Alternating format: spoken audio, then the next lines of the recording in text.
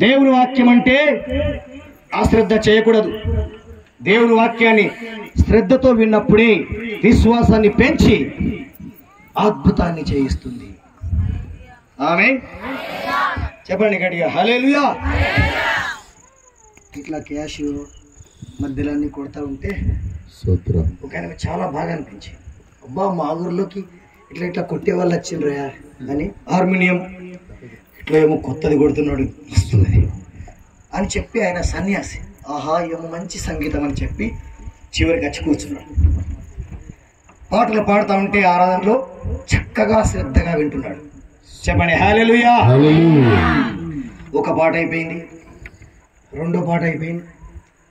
అప్పుడు అయ్యగారులు వచ్చి ఇప్పుడు దేవుని దాసుడు వాక్యము చెప్పబోతున్నాడు అన్నాడు. అక్కడ వాళ్ళు అంటారు, వాక్యమా ఏది యేసు మతం చెప్తాడేంది? మాకు వద్దు, మాకు మళ్ళా అదే హార్మోనియం కావాలి, ఈ కొట్టేదే కావాలి, కొట్టు మా వన్స్ మోర్ మళ్ళీ అంటాడు. చెప్పేది యేసు మతం మాకు వద్దు, కానీ మళ్ళొకసారి కొట్టు అంటాడు. కానీ దేవుని దాసుడు రానే వచ్చాడు, మాట్లాడడం స్టార్ట్ చేశాడు. పరిశుద్ధాత్మ చేత మాట్లాడడం ప్రారంభం చేశాడు. ఏదో యేసు మతం చెప్తాడు కాదా, మళ్ళా అత్తయ్య పాటలు అని పక్క వాళ్ళని అడుగుతాడు. మళ్ళీ అత్తయ్య ఇట్లా కొట్టేటి మీరు యేసు మతం వాళ్ళేనా, ఇది అయినాక మళ్ళా పాటలు వస్తారా అని అడుగుతాడు. వాళ్ళు అన్నాడు, మళ్ళా అత్తయ్య కూసో ఈ యేసు మతం లేదు, నేను ఎందుకు వినేది వాక్యం అని చెప్పి నాకు వినే ప్రసక్తి లేదని చెప్పి బుజ్జి ఈ 2000 తీసుకొని ఇట్లా పెట్టుకుని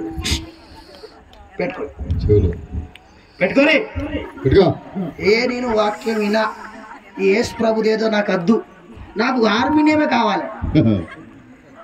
పెట్టుకున్నావా?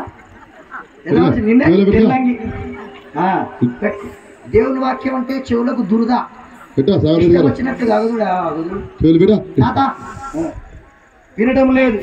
నాకు వద్దు, మళ్ళా పాటలు వచ్చినప్పుడే వింటా అని చెప్పి చెవి పెట్టుకున్నాడు.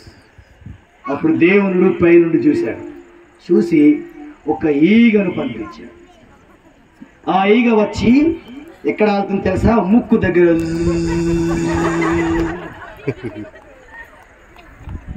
ఇక్కడే ముక్కు దగ్గరే. ఈ బుజ్జి మంచి బుజ్జి. చెప్పండి హల్లెలూయా. వాడేమో ఏళ్ళు పెట్టుకున్నాడు, ఇదేంట్రా నా ముందుకు అటు కొట్టుకుంటున్నాడు, ఇటు కొట్టుకుంటున్నాడు. అయినా కానీ అది